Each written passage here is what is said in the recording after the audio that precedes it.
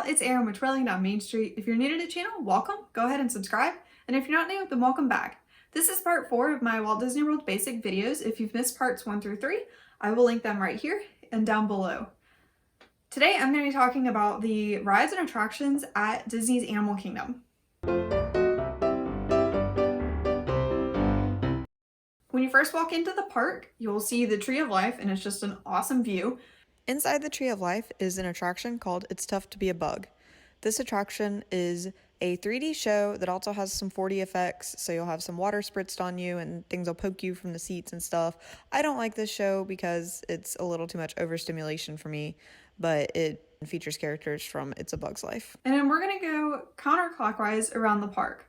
The first land we're going to come across is Dinoland. This area has a lot of carnival games where you can win little dinosaur, or I think they have some Mickey and Minnie plushes as well, and you play carnival games to win them.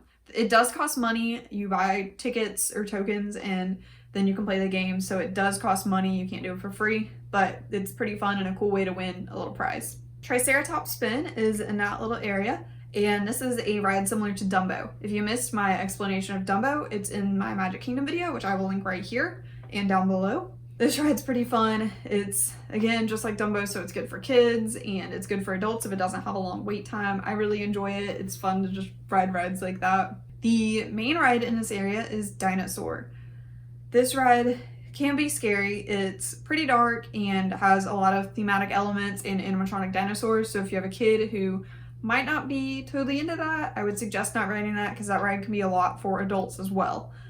You follow a time rover that you're in, and you go back in time to try to get this certain type of dinosaur, an iguanodon. And of course, havoc comes along the way, and there's lots of things you have to avoid, and meteors and everything. It's a fun ride, but it can be a lot. Between Dinoland and Asia is a theater called the Theater in the Wild, and this has Finding Nemo the musical. I love this musical. It's so much fun. There are bubbles everywhere during it sometimes, and there's music that I even listen to when I'm at home or when I'm driving that is from this musical just because I love it so much, and it's really fun. I love it. It made my mom tear up just because it's such a sweet little story. It's basically Finding Nemo in musical form, but it's just so sweet. It's not happening right now due to COVID, but I'm hoping that it comes back soon. The next land is Asia, and if you're coming counterclockwise from Dinoland, the first ride that you'll come across is Everest. This ride is so much fun. It's a roller coaster. It can be kind of scary for kids. It does have some drops, but it is such a fun roller coaster. This is my favorite roller coaster on Disney property, and I love it so much. Next is Cali River Rapids. This is a water ride where you're in a circular type raft where everybody faces the inside, and then you go along a river. So it kind of highlights on the deforestation that's happening in some areas, and there's a drop, so you will get wet. And I always seem to be on the side of the raft that gets the most wet during a drop. No matter where I sit at the beginning, I always end up going backwards down the drop, and then all the water just comes into the raft, and then I'm soaked for the rest of the day. So don't ride this if you don't want to get wet, because you will get wet. Next is the Maharaja Jungle Trek, which isn't really a ride, it's more of an attraction. But this is a cool area that is more the zoo side of Animal Kingdom. So you get to see some tigers, and I think they have like the giant bats, and which sounds terrifying, but they're really cute and they're really smart too. And just a lot more animals. So it's really cool to go on this jungle trek. There's an aviary, like a bird area that's really fun. We really enjoy that part because, you know us, we love birds. And it's just a really fun part of Animal Kingdom. Like, it is Animal Kingdom, so make sure you see some of the animals while you're there. Near that is Up, a Great Bird Adventure, which is happening in some capacity right now. It doesn't have the characters of Up, but you still can see a bird show. And this is a bird show, basically. It has different types of birds. There's even a bald eagle, and there's birds that do tricks, and oh, there's the parrots that talk. And those are so much fun. They're so cute. This show, I see it almost every time I go just because it's so much fun. Making our way counterclockwise even more, you'll come into Africa, and the Wildlife Express train is the first attraction that you'll find.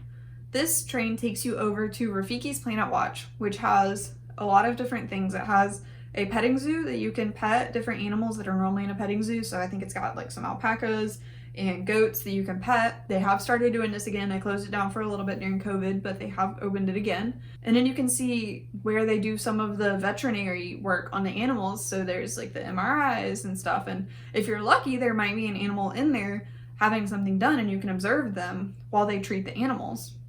If you've seen the Magic of Disney's Animal Kingdom, which I highly recommend watching on Disney Plus, it's such a cool series, but you'll see this area and you can see some of the stuff that they're doing. In this area is also the animation experience, which is a lot of fun. Even if you're not good at drawing, they'll still teach you how to draw a Disney character. When we went, we got to draw Dumbo, and it was so cute. It was so much fun.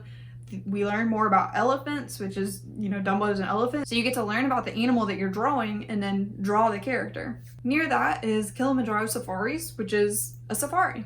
The area that the safari takes place, Magic Kingdom could fit inside of it. That's how big this safari is. You'll see lions and giraffes and zebras, and it's really cool. I love going on the safari. I really recommend going either early in the morning or after it's rained, because that's when the animals are the most active. Near that is Gorilla Falls Exploration Trail, which is another zoo type trail. So this one is where you're going to get to see the gorillas, and I really recommend going to see them because they're really cool to watch and kind of intimidating. So I really recommend exploring the Gorilla Falls exploration trails, especially right after you ride the safari, because you're just right there at the start of the trail. If you venture further down into Africa towards Pandora, you'll find the Festival of the Lion King Theater. This show features acrobatics and people that are doing aerial stuff, and there's music, and it's just so much fun. There's audience participation. I love this show so much. There's so much color and just joy in this show. The next land and last land is Pandora, and this area has the famous Flight of Passage. Flight of Passage is awesome. It's gonna have a super long wait time, but it's worth it. This ride is a simulation type ride where you're riding on the back of a banshee, and it's incredible. The graphics is fantastic. You wear 3D glasses for this, so if that affects you, it might be an issue. It doesn't affect me. I wear my C-bands when I ride it, and I do fine, but it's just amazing. The technology on this ride is awesome. And the last ride is Navi River Journey. This ride is a water ride where you're in a boat and you're basically in the land of Pandora. It's got some really cool effects and beautiful colors, and it's really cool. There's a really impressive animatronic figure at the end, which is, I think, the most advanced animatronic figure they had done at the time. It's awesome. It's great for kids. There's no drops or anything. It's basically It's a Small World, but on a different planet. So that's all the rides and attractions at Disney's Animal Kingdom. At this park, I would definitely recommend riding rides, and then also making sure to explore all of the trails and seeing all the animal exhibits, because it's really cool to learn about that as well. Next week, we will cover rides and attractions at Hollywood Studios. Thank y'all so much for watching. Wear your mask, wash your hands, be safe, and we'll see you later.